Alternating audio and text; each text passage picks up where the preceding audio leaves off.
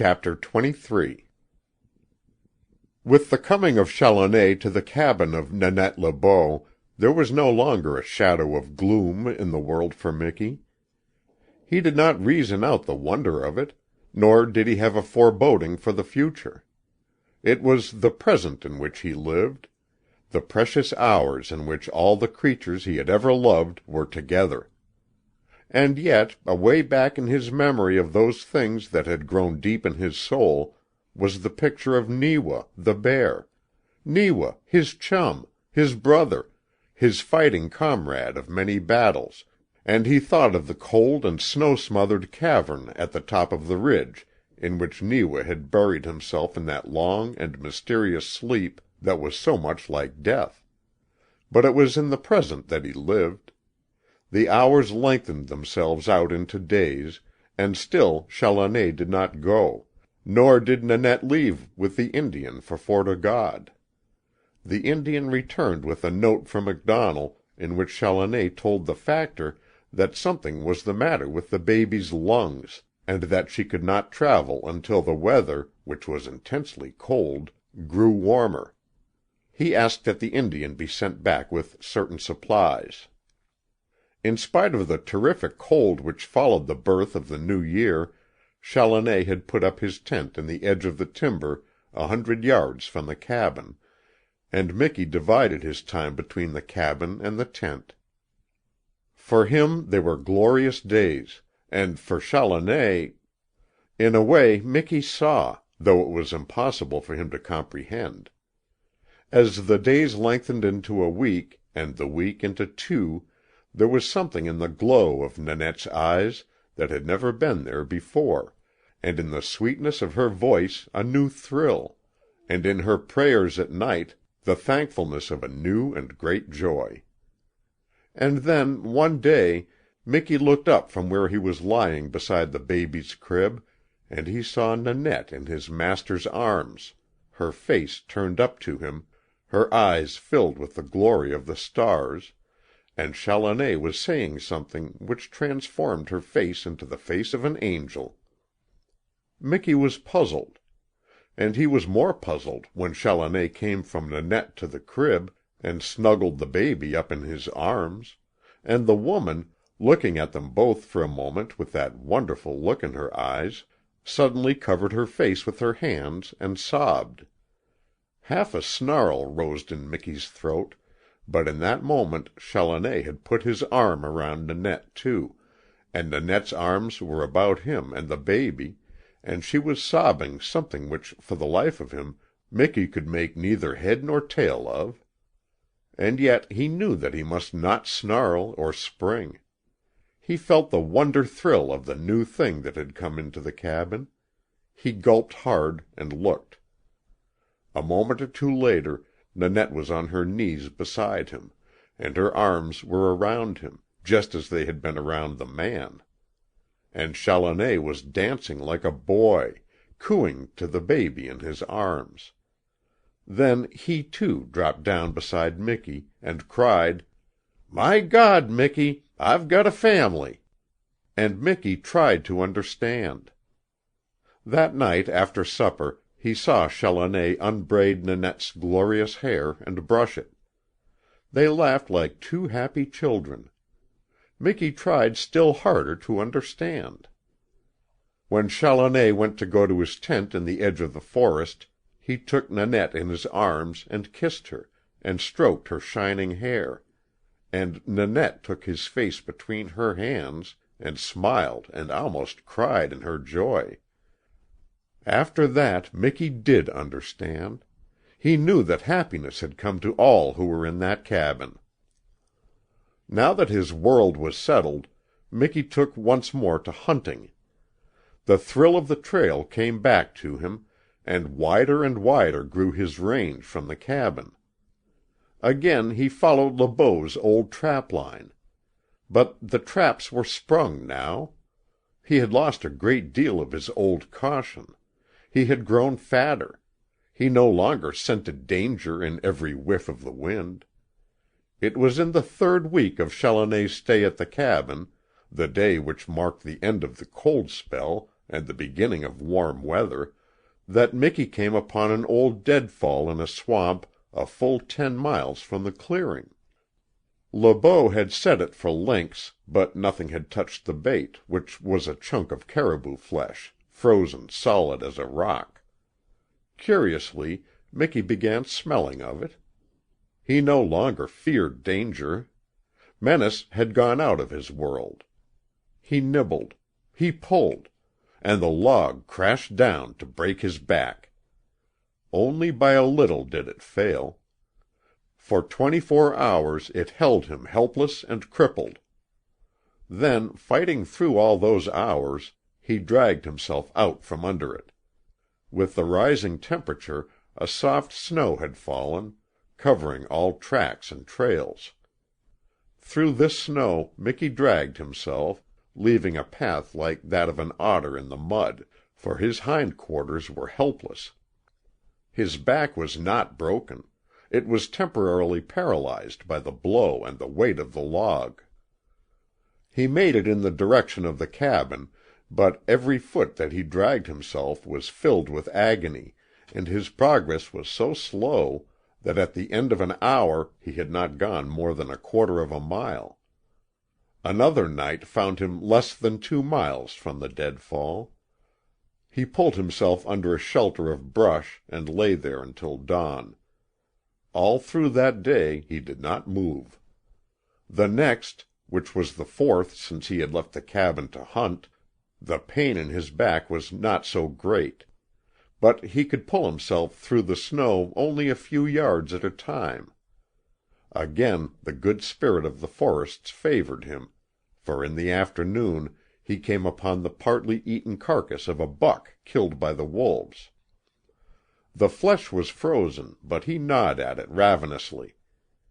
Then he found himself a shelter under a mass of fallen tree-tops, and for 10 days thereafter he lay between life and death. He would have died had it not been for the buck. To the carcass he managed to drag himself, sometimes each day and sometimes every other day, and kept himself from starving. It was the end of the 2nd week before he could stand well on his feet. The 15th day he returned to the cabin. In the edge of the clearing there fell upon him slowly a foreboding of great change. The cabin was there. It was no different than it had been 15 days ago. But out of the chimney there came no smoke, and the windows were white with frost. About it the snow lay clean and white, like an unspotted sheet. He made his way hesitatingly across the clearing to the door. There were no tracks. Drifted snow was piled high over the sill. He whined and scratched at the door. There was no answer, and he heard no sound. He went back to the edge of the timber and waited. He waited all through that day, going occasionally to the cabin and smelling about it, to convince himself that he had not made a mistake. When darkness came, he hollowed himself out of bed in the fresh snow close to the door, and lay there all through the night. Day came again, gray and empty, and still there was no smoke from the chimney or sound from within the log walls, and at last he knew that Challoner and Nanette and the baby were gone. But he was hopeful. He no longer listened for the sound from within the cabin, but watched and listened for them to come from out of the forest. He made short quests, hunting now on this side and now on that of the cabin, sniffing futilely at the fresh and trackless snow, and pointing the wind for minutes at a time.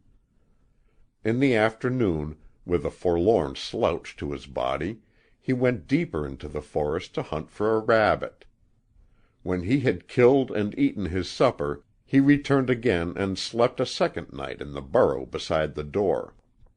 A third day and a third night he remained, and the third night he heard the wolves howling under a clear and star-filled sky, and from him there came his first cry, a yearning, grief-filled cry that rose wailingly out of the clearing, the entreaty for his master, for Nanette, and the baby. It was not an answer to the wolves. In its note there was a trembling fear, the voicing of a thing that had grown into hopelessness.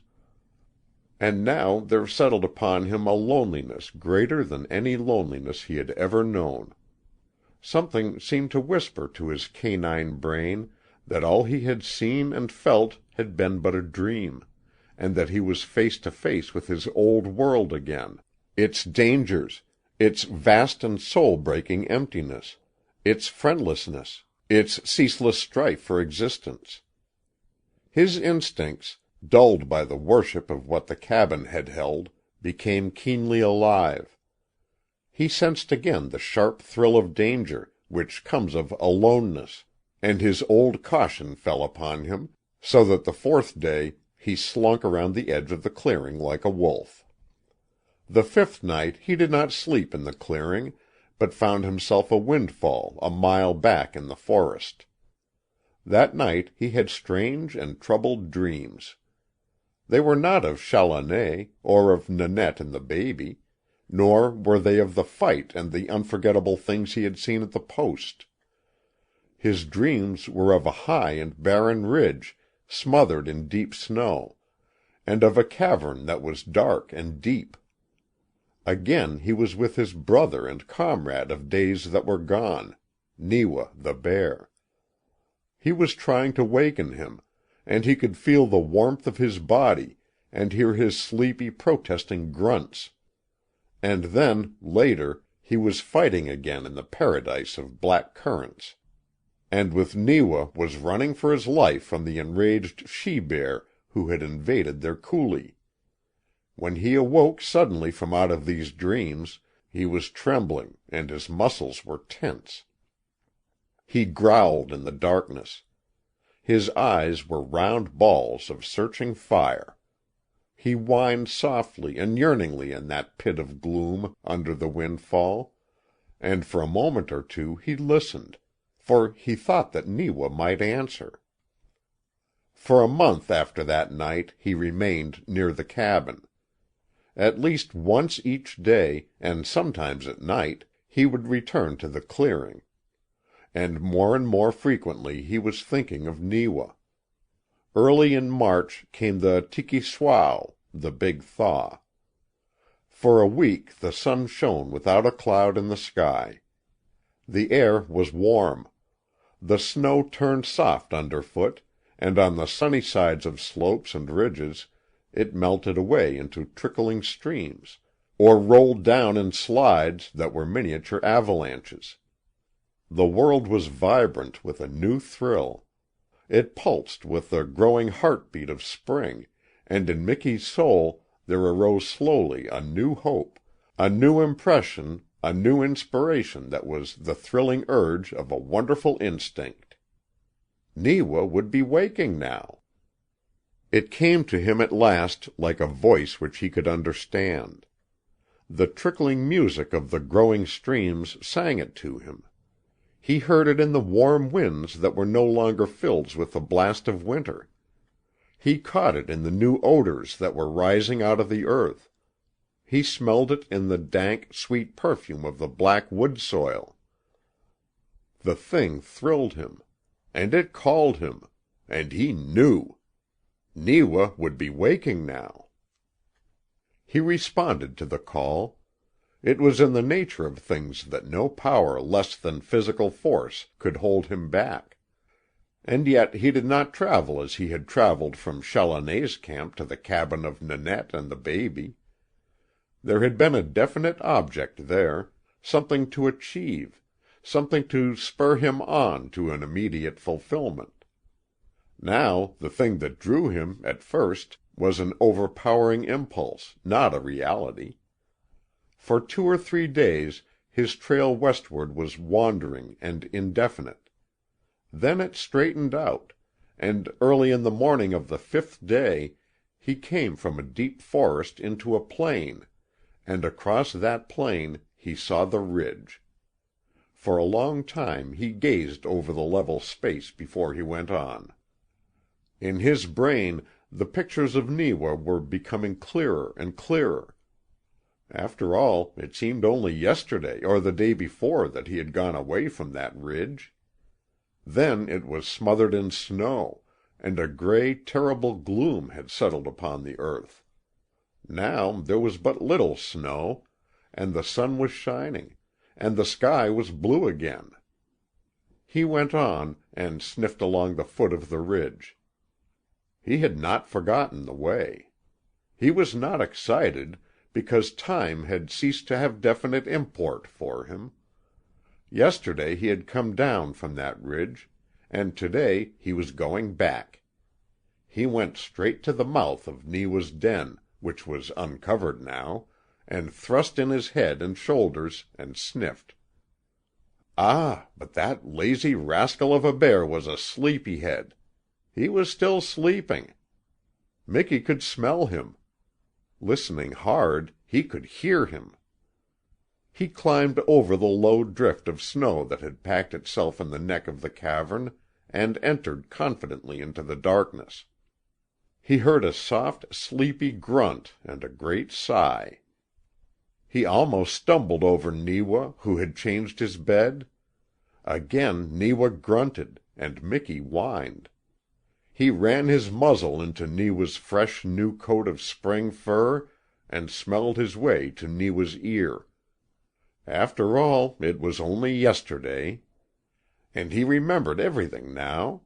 So he gave Neewa's ear a sudden sharp nip with his teeth, and then he barked in that low throaty way that Neewa had always understood. "Wake up, Neewa," it all said. "Wake up! The snow is gone, and it's fine out today. Wake up!"